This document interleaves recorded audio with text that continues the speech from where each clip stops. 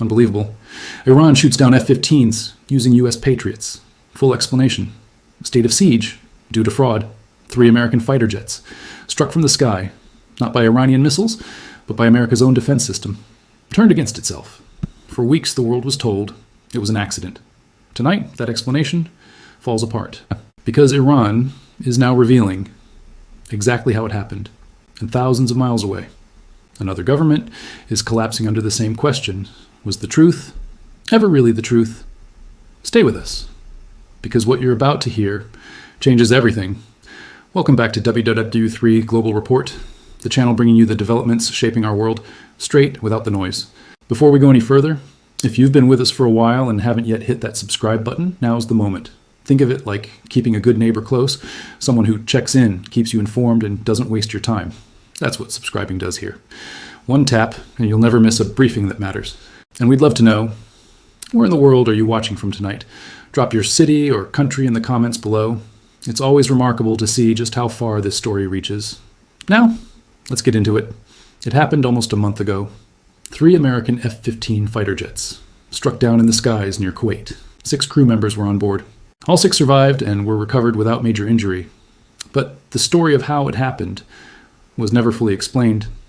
At the time, officials gave a simple answer. They called it an accident, a mistake made by the operators controlling the Patriot missile defense systems stationed in Kuwait. The Pentagon promised an investigation. They said the truth would come out eventually. Weeks passed, and nothing more was said. No detailed report, no public findings, just silence. For most people watching the war, the story faded into the background. Another incident. Filed away, forgotten. But now a new account has surfaced, and it changes everything that was believed about that day. A senior officer in Iran's Air Force has come forward. He is now describing what really happened near Kuwait that day. And according to him, this was not an accident at all. It was something far more deliberate. He says it was the result of a carefully planned Iranian operation, one designed specifically to trick America's own defense systems into striking their own aircraft. If true, this is not a story about human error. It is a story about deception. A story about how a well-funded, highly advanced military system can be turned against the very forces it was built to protect. The claim raises serious questions. How could American Patriot systems, some of the most trusted air defense technology in the world, fail to recognize friendly aircraft? How could 3 F-15s, flown by trained American pilots, be shot down by the very system meant to defend them? And why has this explanation only now come to light, weeks after the incident occurred? These are the questions this report will examine. Because if the account now being described is accurate, it does not just explain one bad day in the skies over Kuwait. It exposes a vulnerability that could shape how future conflicts are fought, not with expensive missiles and stealth aircraft alone, but with silence, timing, and deception. The official explanation offered weeks ago, blaming operator error, now appears incomplete at best. At worst, it may have been used to avoid acknowledging a deeper and more troubling failure. A failure not of individual judgment, but of a system fooled by the absence of information it was designed to detect. In the sections ahead, this report will walk through exactly how the operation is said to have unfolded, how Iranian aircraft allegedly entered the airspace undetected, why the American defense systems failed to recognize the danger until it was too late, and what this reveals about a new kind of warfare, one where the advantage no longer always belongs to the side with the most advanced technology. It belongs to the side that understands how that technology can be outsmarted. For now, one fact remains clear. The story told to the public weeks ago was not the full story. And the version now emerging from Iranian sources presents a very different picture, one that raises uncomfortable questions for American military credibility, questions that officials in Washington have yet to publicly address. This report will now examine, piece by piece, how 3 of America's most capable fighter jets were brought down, not by an enemy missile, but by their own side's defenses. To understand how this happened, you have to go back to the planning stage, long before the jets ever left the ground. According to the Iranian officer's account, this operation was not improvised.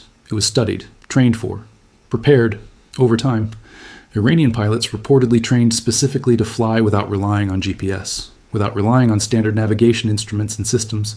Instead, they learned to fly using only basic tools inside the cockpit: maps, compasses, manual instrument readings, the kind of navigation used decades ago before modern satellite systems took over. Why train this way? Because modern defense systems, like the Patriot batteries stationed in Kuwait, depend heavily on detecting signals. Radio transmissions, radar signatures, electronic communication between aircraft. If a system does not receive any of these signals, it can struggle to recognize a threat is even present.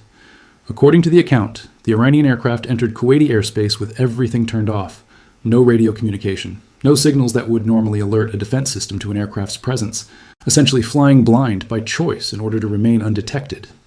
The officer stated the mission relied on one central advantage: silence, not firepower, not speed, not stealth technology, just the simple absence of any signal to detect. He suggested that, at first, this approach may not have even been taken seriously as a real threat. The idea that an air force would attempt a mission with zero electronic communication seemed unlikely. But according to this account, that is exactly what happened. The operation targeted a base in the Arifjan area of Kuwait. And because of the lack of any detectable signal beforehand, the air defense systems in the area were reportedly slow to respond. By the time the attack occurred, the alert came late. But the story does not end there. The most critical moment came afterward, during the return flight. As the operation concluded and Iranian aircraft withdrew, American forces scrambled their own fighter jets in response. Multiple F-15s were sent into the sky, likely heading back toward Kuwait, or possibly toward bases in Saudi Arabia. This is where the account becomes most serious. The Patriot defense systems, now finally active and searching for threats, reportedly picked up these returning F-15s first, not the Iranian aircraft that had already completed their mission and left the area. According to the officer, the systems tracked and engaged the returning American jets. 3 F-15s were struck, not by enemy fire, but by the very system meant to protect them. If this account is accurate, it means an advanced, multi-layered American defense network was defeated, not through brute force, but through the exploitation of a basic weakness. The system was built to detect threats through signals. Remove the signals, and the system's ability to make accurate decisions becomes deeply compromised. This is not a story about faulty missiles or technical malfunction. It is a story about how easily a technologically advanced system can be misled when the assumptions built into its design are turned against it. Military analysts have long discussed the risks of over-reliance on signal-based detection systems. This incident, if confirmed as described, would serve as a real-world example of exactly that vulnerability being exploited. It also raises a critical question. If a single quiet operation could produce this level of confusion within one of the most trusted air defense systems in the world, what does that mean for future conflicts? Not just in this region, but anywhere modern militaries depend on the same layered detection technology. The implications go far beyond one incident near Kuwait. They point toward a shift in how effective warfare may be conducted going forward, not always through overwhelming force, but through patience, discipline, and the deliberate exploitation of technological blind spots. That shift, and what it means for the broader conflict, will be the focus of the next part of this report. What happened near Kuwait was not an isolated event. It fits into a much larger pattern, one that has been quietly forming throughout this entire conflict. For months, the war has shown the same lesson, again and again. Expensive, advanced technology does not always win. Sometimes it is the cheaper, simpler approach that finds success. Drones costing a few $1,000s, missiles built with basic components, and now, according to this new account, deception operations that rely on nothing more than silence and timing. Each of these tactics shares one thing in common. They exploit the weaknesses hidden inside systems built for a different kind of war. Systems designed decades ago to detect large, obvious threats. Not small, quiet, low-cost ones. This is not just a battlefield problem. It is becoming a financial and strategic one as well. Reports have surfaced in recent weeks, describing a troubling trend. The United States has been steadily depleting its stockpile of long-range precision missiles, interceptors, the very systems meant to detect and stop incoming threats. According to these reports, months of continuous engagement have placed real strain on available inventory. When this information became public, it did not stay quiet for long. Officials reportedly moved quickly to respond. Public statements followed, insisting that production is being scaled up, that defense manufacturers are building new facilities at a pace not seen in years, that supply lines remain strong despite the reported drawdown. At the same time, a separate and more uncomfortable story emerged, one focused not on the equipment, but on how the information became public in the first place. Officials have reportedly criticized the individuals responsible for revealing details about the missile stockpile situation, describing the disclosures as damaging, even accusing those involved of undermining national security. Statements have promised consequences for anyone found responsible for these leaks. This reaction raises an important question. If the information being shared was inaccurate, there would be little reason for such a strong response. The intensity of the reaction suggests something else, that the reports may be closer to the truth than officials are comfortable admitting. Behind this, another layer of tension has surfaced. Reports suggest internal frustration at the highest levels of military leadership. concern that full details about the strain on the missile and interceptor supply were not clearly communicated up the chain of command. Despite this, public statements have continued to express confidence in current leadership, insisting that overall progress in the conflict remains strong. But confidence stated publicly and confidence felt privately are not always the same thing. Taken together, these two developments, the Kuwait incident and the missile stockpile reports, point toward the same underlying issue: a gap between what modern military systems were built to handle and the type of warfare now being used against them. This is not simply about running low on missiles. It is about a shift in how conflict itself is being fought. Low-cost drones, quiet, signal-free operations, tactics designed specifically to avoid triggering the expensive systems built to detect them. And once one side demonstrates that these methods work, they do not stay contained to a single conflict. Other nations and other groups without large defense budgets are watching closely, studying what succeeded, considering how similar tactics could be used elsewhere, against other advanced militaries relying on the same detection technology. This is the deeper concern now facing military planners, not just what has already happened, but what it teaches others about what is possible. The credibility of advanced systems depends on trust. Trust that they will detect real threats accurately. Trust that failures, when they occur, will be explained honestly. Both of those forms of trust are now being tested, not only on the battlefield, but within the institutions responsible for managing the war itself. And as this doctrine shift continues to unfold on the military side, a strikingly similar pattern is now emerging elsewhere, far from the battlefield, in the middle of a political transition, where questions about truth, control, and legitimacy are creating a very different kind of crisis. That story is where this report turns next. While questions grow louder about what really happened in the skies over Kuwait, a different kind of crisis is unfolding thousands of miles away, one that, on the surface, has nothing to do with fighter jets or missile defense systems. But underneath, it follows the exact same pattern. A story people were told, and a reality that looks very different once examined closely. This time, the setting is Colombia. A presidential transition is taking place. Power is being formally handed over from the outgoing president to his successor. Under normal circumstances, this would be a routine political event. But these are not normal circumstances. In the days leading up to the transition, the outgoing president issued a striking warning. He suggested that public pressure against the incoming government would grow so intense that the new administration might not survive its full term in office. Some officials aligned with the incoming government responded sharply, calling the statement a veiled threat, comparing it to language used to justify a takeover of power rather than a peaceful transition. At the center of this tension sits a deeper, unresolved issue: accusations of fraud during the election that decided this transition in the first place. Questions about the reliability of the systems used to count and process the votes. Questions that, so far, have not been fully answered. And now, in the hours surrounding the handover of power, the response has been extraordinary.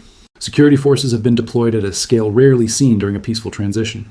Military checkpoints placed at key entry points into major cities, elite security units stationed specifically around the location of the inauguration ceremony. In one major city, authorities have gone even further. All private vehicles, cars, motorcycles, trucks are barred from the streets for an entire day. Only limited public transportation will be allowed to operate, and even that will be kept far from the ceremony itself. City streets that would normally be filled with daily traffic will instead sit empty, enforced not by request, but by order. This is not standard procedure for a democratic transition of power. It resembles something closer to a state of emergency, a government preparing not to celebrate a peaceful handover, but to control the possibility of public unrest before it even begins. At the same time, a separate pressure campaign appears to be forming.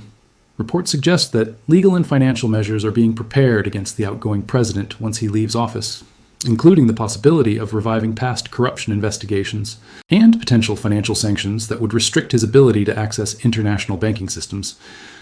Analysts note that this approach is not unique to Colombia. Similar strategies, using legal and financial pressure against former leaders, have been discussed in relation to other governments in the region, suggesting a broader pattern rather than an isolated case. So what connects this story to the one unfolding in Kuwait? On the surface, very little. One is a military incident involving fighter jets and missile defense systems. The other is a political transition surrounded by fraud allegations and heavy security. But look closer, and the same underlying issue appears in both. An official version of events presented early and confidently, and a different, more complicated reality, surfacing later once the full picture becomes harder to ignore. In Kuwait, the official explanation was operator error. Weeks later, a very different account has emerged. In Colombia, the official narrative describes a legitimate democratic transition of power. Yet the scale of security deployment and the unresolved fraud allegations suggest a government preparing for something far less certain. In both cases, the public was given a simple explanation. And in both cases, that explanation is now being tested by facts that do not fully align with it. This is the broader pattern now visible across multiple fronts, military and political alike. Institutions offering clear, confident statements in the moment, while the full picture takes far longer to come into focus. And when it finally does, it often looks nothing like what was first described. Whether this pattern continues to repeat in future military engagements or future political transitions remains to be seen. But one thing is now clear. The gap between official explanations and eventual reality is becoming harder to ignore. And for institutions built on public trust, that gap may prove to be the most difficult challenge of all.